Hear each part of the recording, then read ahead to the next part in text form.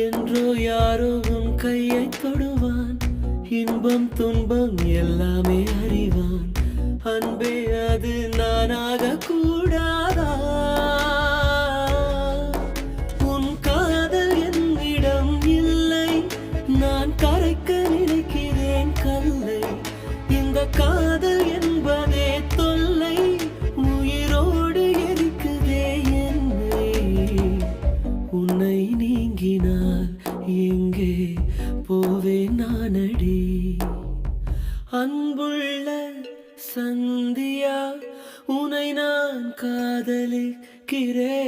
நீ சொல்லும் ஒரு வார்த்தை, அதற்காக நான் காத்திருப்பேன். என்னை எனக்கு தருவாயா, இல்லை காட்டில் விடுவாயா? உன் பதிலை எதிர்பார்த்து